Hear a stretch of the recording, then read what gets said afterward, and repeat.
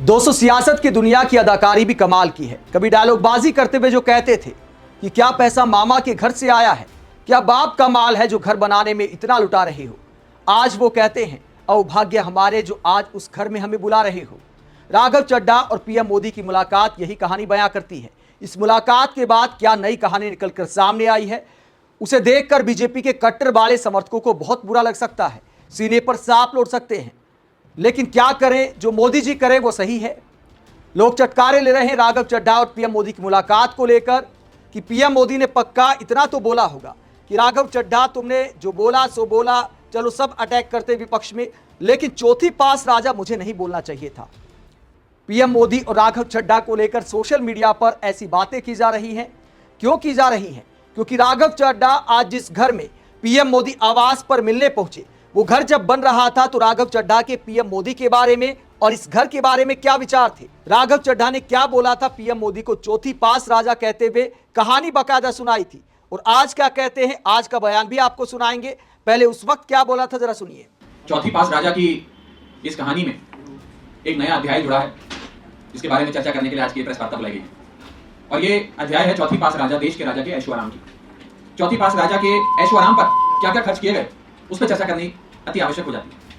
ये देश का राजा, चौथी पास राजा, इनके लिए जो महल बनाया जा रहा है, वो महल शायद शाहजहां ने भी जब ताजमहल बनाया था तब इतना पैसा नहीं खर्च किया गया होगा जो इस राजा के महल के लिए खर्च किया जा रहा है। आपको जानकर अचंभा होगा कि अनुमान लगाए जा रहे हैं कि 1300 करोड़ रुपए इस राजा के महल के लिए, देश के राजा, चौथी पास राजा के महल के लिए खर्च किया जा रहा है।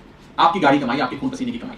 इस राजा ने जब कर्नाटक में आईआईटी का उद्घाटन किया तो उस 1 घंटे के उद्घाटन पे 10 करोड़ रुपए खर्च किए गए। 1 घंटे के उद्घाटन के लिए 10 करोड़ रुपए फूंक दिए गए। यही चौथी पास राजा जब पूरे दुनिया में भ्रमण करते हैं तो एक 8400 करोड़ के एक आलीशान जहाज में सफर करते हैं।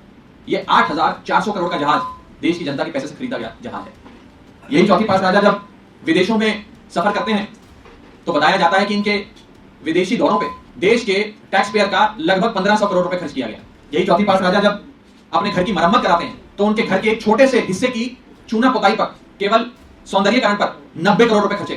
यही चौथी पास राजा जब मात्र एक दिन के योगा इवेंट के लिए कर्नाटक जाते हैं तो उस इवेंट में 56 करोड़ रुपए उनकी इवेंट की सजावट पे और उनके ऐशो आराम पे खर्च किया जाता है।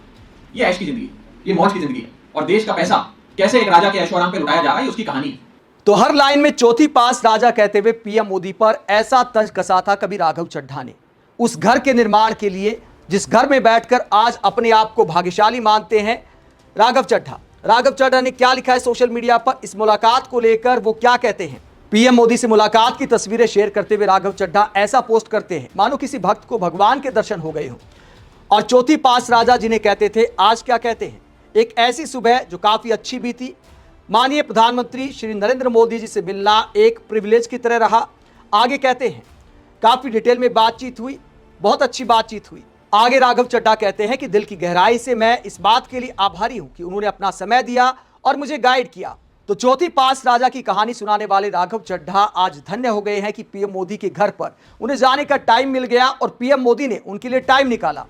अब उस आवास के खर्चे को भी राघव चड्ढा भूल गए होंगे और पीएम मोदी ने भी कहा होगा कि चलो कोई बात नहीं, अब आगे से ध्यान रखना, आगे से ऐसी गलती मत करना। चौथी पास राजा ऐसे नहीं बोलना चाहिए, मैंने इंटायर पॉलिटिकल साइंस में डिग्री हासिल की है और तुम मेरा ऐसे मजाक उड़ाते थे, ऐसा नहीं करना चाहिए। राजनीति में कभी भी इधर उधर होना पड़ सकता है और इधर उधर की बातों पर भी ध्यान मत देना। लोग तो बोलते रहते हैं, मेरे पास आप जैसे सांसदों की कोई कमी नहीं है।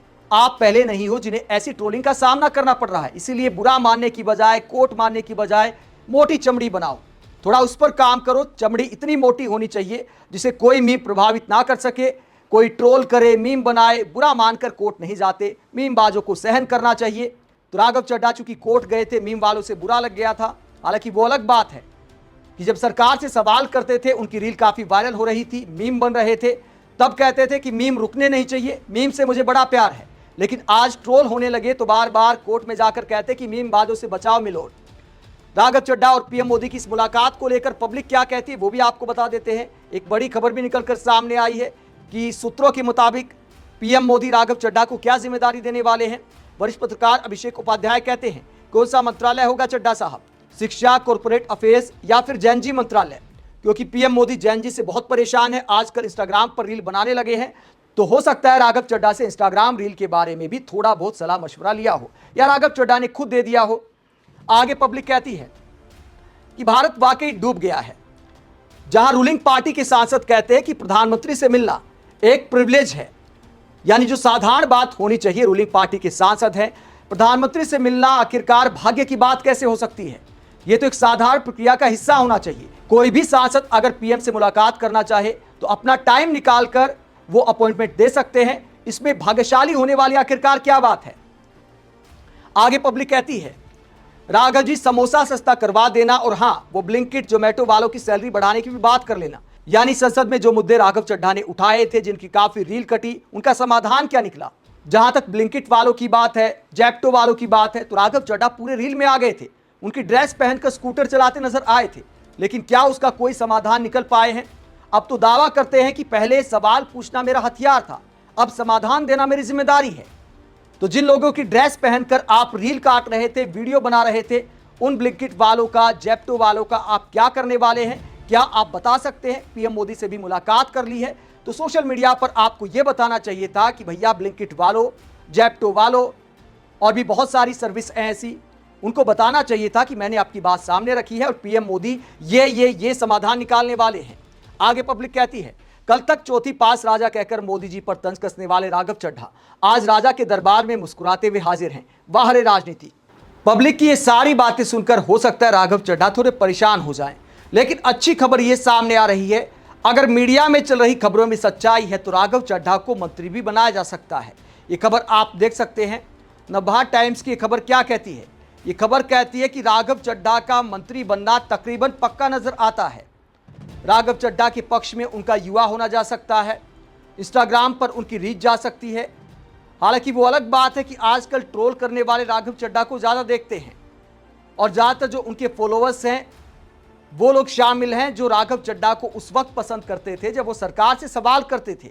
तो राजनीति में कब वक्त बदल जाए, जज्बात बदल जाए, ख्यालात बदल जाए, कुछ नहीं कहा जा सकता। और आजकल तो आए दिन ऐसा वक्त आता रहता है जब कोई ना कोई नेता रंग बदल लेता है। इतनी बड़ी संख्या में दल बदल का खेल पहले कभी नहीं खेला गया, इसीलिए ट्रोल करने वाले भी थक गए हैं। किस किस को ट्रोल किया जाए, क्या क्या सुनाया जाए? आप राजनीति के इस खेल को लेकर क्या कहते हैं? जहां कभी जो नेता चौथी पास राजा कहकर पीएम मोदी को ट्रोल किया करते थे, आज कहते हैं कि पीएम मोदी के दर्शन पाकर हम धन्य हो गए। कमेंट बॉक्स में अपनी राय जरूर दें, साथ ही चैनल को सब्सक्राइब भी करें। नमस्कार।